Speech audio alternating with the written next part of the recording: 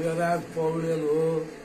म लेखनाथ नगरपालिका वडा नम्बर 33 को हो। अहिले वडा नम्बर 29 नर्मदेश्वर मन्दिरमा पुजारीको रूपमा बसेको छु।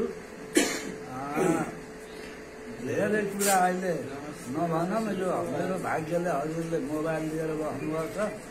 आफ्नो कला र गला मात्रै सुनाएर यो टोपी लगाउँ भन्ने अनन्त कुमार बस्नेतलाई उहाँले यो लगाएको टोपी मैले पनि टोपी लगाउने र अरूलाई पनि टोपी लगाउँ भन्ने। मैले कोटी होममा धेरै जसोलाई टोपी लगाउनु, कोटी होममा सर्वत नलाउनु होला टोपी। टोपी हो शिरको अमूल्य गहना, यो राष्ट्रको शान हो। यो हाम्रो शिरपेट हो, मुकुट हो, संस्कार हो, मान हो। यो टोपी पहिचान हो मुलुकको, सद्भाव हो, प्यार हो।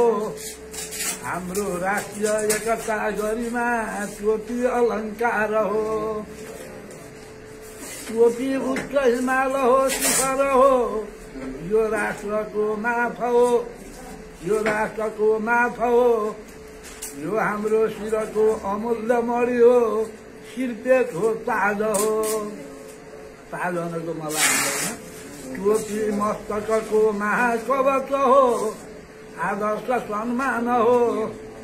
नेपालीपन झल्किने गजबको सौन्दर्यको शान हो। फेरि दोहोऱ्याउँछु।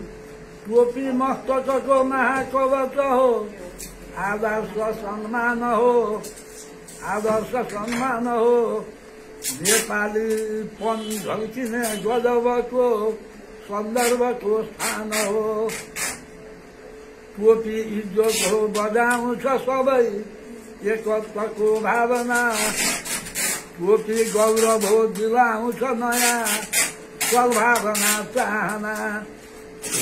टोपी खोज्दछ चुम्बक उच्च चुचुरो चुन्न, टोपी खोज्दछ चुन्न उच्च चुचुरो, झुल्दैन यो पाउमा। टोपीको छ पवित्रता महाकला, शैलेन्द्र मैदानमा। टोपीमा छ हिमालको छवि छटा, हो राष्ट्रको सम्पदा। टोपीमा छ सदा अखण्ड ममता, सम्वेद्य एकात्मता। टोपी थप छ अपूर्व कान्ति गनको, देखिन्छ उच्चा शिर। हाम्रो माथा उच्चो बनाउँछ भने टोपी न हो आखिर। टोपी भिन्न विभिन्न छन् भुवनमा, छुट्टै छ नेपालको।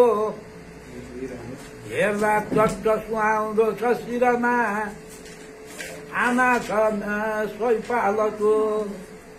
पुर्खाको उपहार संस्कृति तथा भाषा बचाउँ अब, गर्दै गौरव बोध नित्य शिरमा।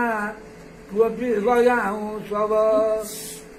सानो छिनी भक्तपुर हरिओम प्रसाद।